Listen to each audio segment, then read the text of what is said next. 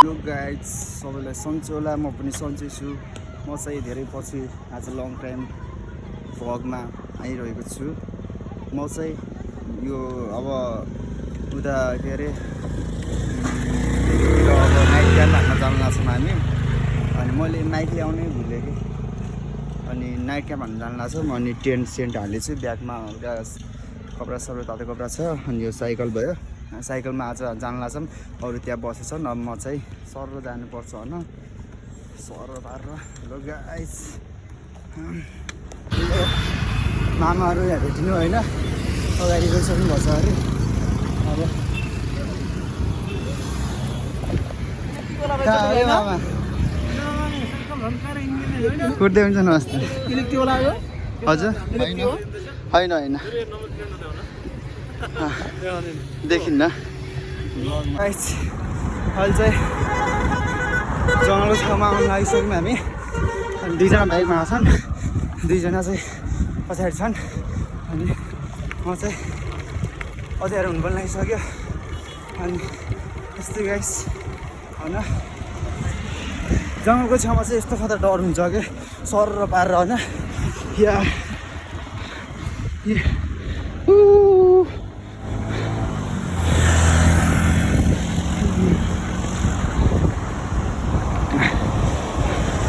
मैले गेम चाहिँ सिकाउने स्कुल चाहिँ यहाँनिर छ होइन ऊ त्यो हरियो घरको पछाडिपट्टि छ बिहान बिहान एकाइ आउनै पर्छ म भोलि चाहिँ शनिबार हो अनि आज चाहिँ भ्याइदिएको भोलि बिदा छ आज यसो घुम्न हिँड्यौँ भनेर निस्किदिएको केटाहरूसँग लास्टमा लाग्यो क्या धेरै पछि चलाएको साइकल यस्तै हुने रहेछ अनि अर्को चाहिँ यहाँ पनि जाउँला भनेको छन् केटाहरूले साइकल राइडिङ भाइहरूले जाउँला भनेछन् के हुन्छ हेरौँ आज म चाहिँ अब के अरे धुलाबीटमा आइसकेँ आउँदा कुकुरहरू कति धेरै हो कार्तिक त गएन र धुलाबीटमा कुकुरहरूको कमी छैन है गाइस गाली गरे क्या कुकुरले भने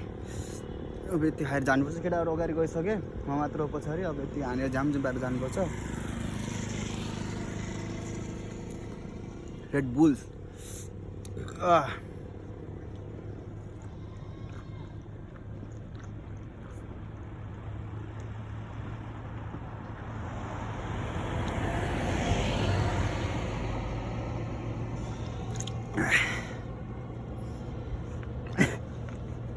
यत्रो हाने बेला पनि नसकिने रहेछ क्या यस्तो खतरा धेरै हुने रहेछ यार गाइस म चाहिँ भ्याएँ फोहोर फाल्नु हुँदैन बाटोमा के गर्ने औकात छ म चाहिँ यत्तिकै राखेर हिँडिदिन्छु ठाडै राखिदिन्छु गाइस ग्लोभ्स लाउनु पऱ्यो हिँड्छु म अब एकचोटि भेरी पुगेर भिडियो गराउँछु किनभने बाटोमा ढिलो पनि भइसक्यो रात परिसक्यो म भ्याउन्न भिडियो गराउनु ढिलो हुन्छ अब के अरे उता भेरी गएर गराउनु पर्ला अब केटाहरू त्यहाँ रोक्छु भन्दैछन् के अरे अब रोक्यो भने रोकोस् नरोक्यो पनि जाम्ला सबै अब एक्लै जानुपर्छ हो कि गाइस र म सरर हिँड्छु अब अहिले चाहिँ धुलाबीट आइसकेँ त बाई गाइस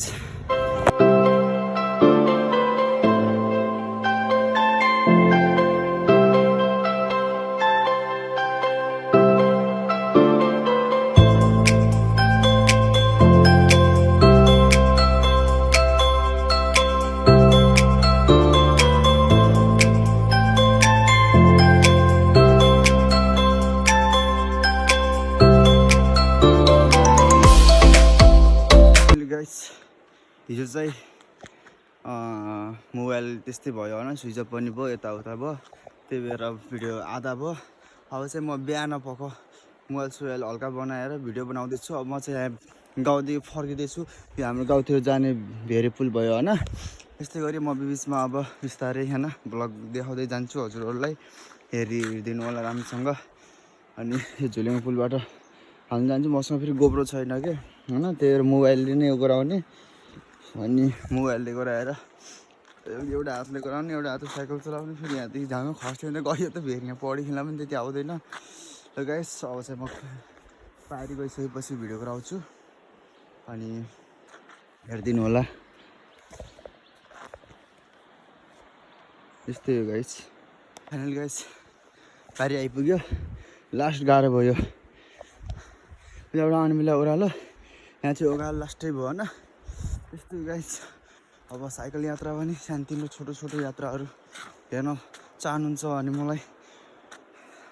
सब्सक्राइब गर्नु होला र सेयर पनि गरिदिनु होला यति भन्दै अब म यो उकालोबाट सर माथि जाने हो यहाँदेखि माथि गइसकेपछि उताबाट भेरी पुल आउँछ भेरी पुलमा गएर यसरी रेस्ट गर्नु पर्ला त्यहाँदेखि फेरि सिधै सुर्खेत बजार निस्किनु पर्ला केटाहरू हिजो राति नै गइगयो म चाहिँ यतै बसेँ घरतिरै बसेँ अनि यस्तै हो यो चाहिँ हाम्रो भेरी खोला यो कुरेल ढाकेको डाँडा उतापट्टि छ हाम्रो गाउँ चाहिँ म चाहिँ अलिक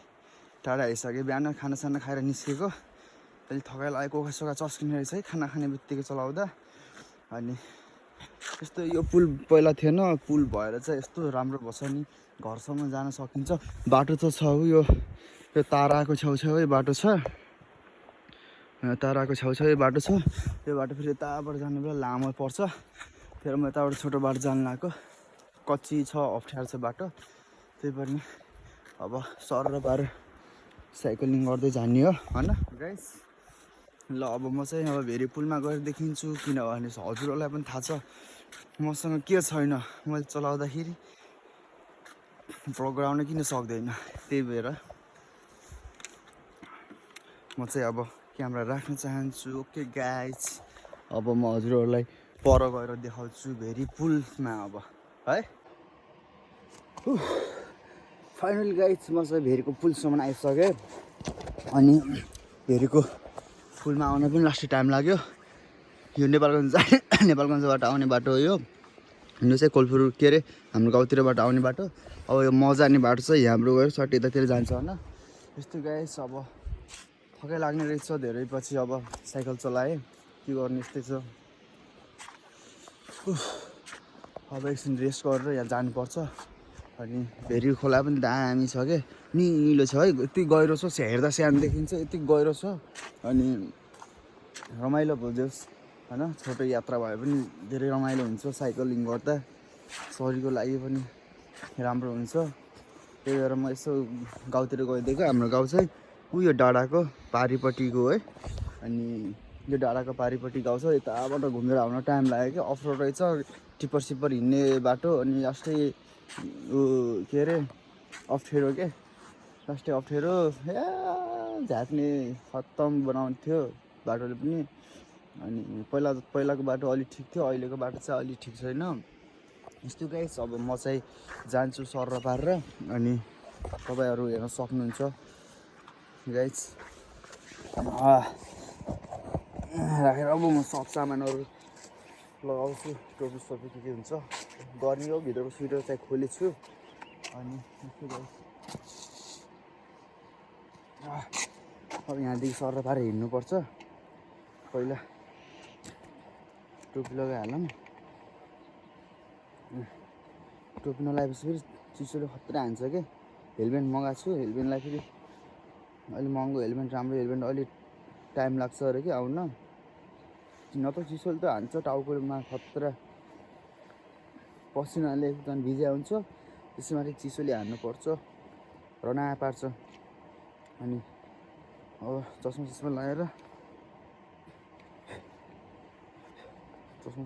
अब टक्क लगाएर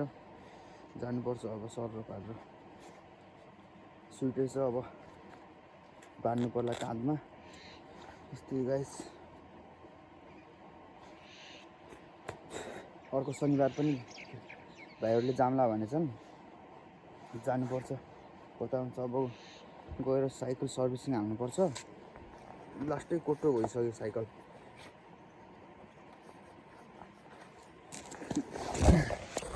ल गाइस अब म चाहिँ हिँड्छु यो साइकल सर पारेर जानुपर्छ त गाइस अब म चाहिँ हिँडेको अब सर पारेर साइकलमा हाँस्छु यस्तै हो गाइस छ न सबैले सब्सक्राइब सेयर गरिदिनु होला ल गाइस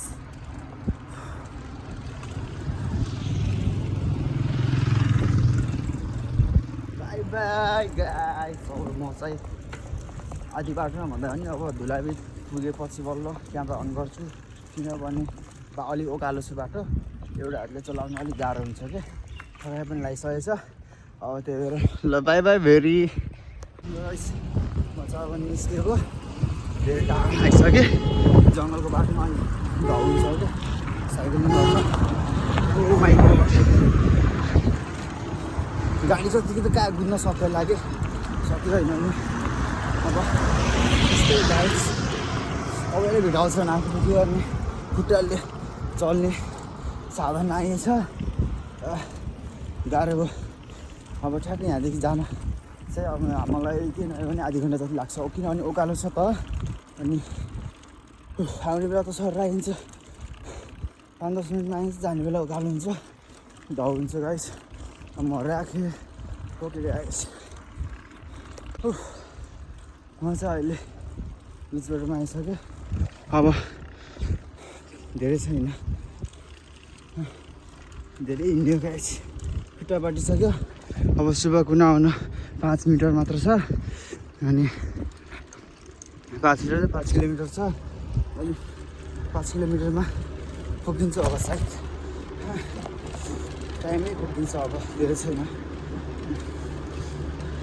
गाडीहरू पनि सट्ट आउनु जाने गरिरहेको छ, छेउमा हिँड्नुपर्छ, यो राइड हाल्नु पनि दिँदैन, त्यस्तै गाइस होइन।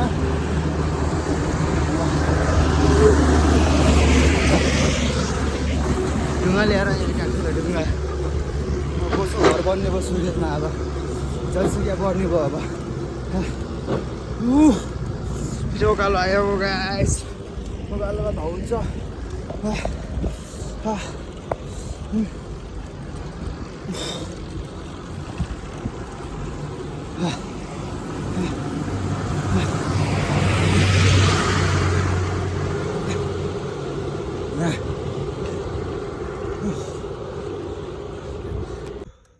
फाइनली गाइस, म चाहिँ सुर्खेत भ्यालीभित्र पसिसकेँ, अनि यहाँ आएको भर्खरै घाम देख्न पायो, थोरै घाम लागिरहेको छ कि। अनि उता भन्दा पनि बजारतिर अझै चिसो छ कि, त्यतातिर ढुडी नै गएको छैन, अनि ढुडी नै गएको छैन। अनि यता भन्दा पनि उता के अरे हाम्रो गाउँतिर चाहिँ ढुडी बिहानै हराइसक्यो क्या उताको, किनभने साँझ उतातिर धेरै ढुडी लाग्छ, धेरै ढुडी लाग्छ, अनि रातभरिमा फेरि त्यो ढुडी यता आउँदै गर्छ क्या। उतातिर बिहानसम्म ढुडी सखा भइहाल्छ, अनि अहिले चाहिँ बिहान भयो, अब यतातिर झन् ढुडी नै छैन, ढुडी पुरै छपक्कै छ। यस्तो थर लगाएर बोल्न पनि लास्ट गाह्रो भइरहेको छ गाइस। अनि यहाँ चाहिँ सुबाकुना चेकपोस्टदेखि म अगाडि आइसकेँ, अनि अब चाहिँ यहाँ चाहिँ देख्छ उरालो छ बाटो, यहाँसम्म गाह्रो हो साइकलमा आउन भेरीदेखि। अब यहाँदेखि चाहिँ सजिलो छ उता जान। अब एकछिन म हिँड्छु गाइस, ठुलो गाइस, अब म चाहिँ हिँड्नु पऱ्यो, अनि ढिला पनि भइसक्यो। मैले सामान डेलिभरी गर्न पठाएको थिएँ, सामान पनि आइसकेको छ अरे बजारमा, फोन आइसकेको थियो। अब यहाँदेखि बजार गएर घर गएर कपडा सपडा चेन्ज गरेर अनि बजार जानु पर्ला, पसिनाले सब भिजेछ, अब हिँड्नु पऱ्यो। अनि बिहान फोन गरिसकेको थियो 7 बजीतिर, अहिले ट्याक्क 11 बजिसक्यो। अहिले गाइस म चाहिँ अहिले घर आइपुगेँ, अब एकछिन रेस्ट गर्नु पऱ्यो, कपडा सपडा छराएर फ्रेस हुनु पऱ्यो, त्यसपछि भिडियो एडिटिङतिर लाग्नु पर्ला। ल गाइस, अहिलेलाई चाहिँ म यति नै भन्दै बिदा माग्न चाहन्छु। ल ओके, सबैले सब्सक्राइब अनि सेयर गर्न नभुल्नु होला। Okay by guys.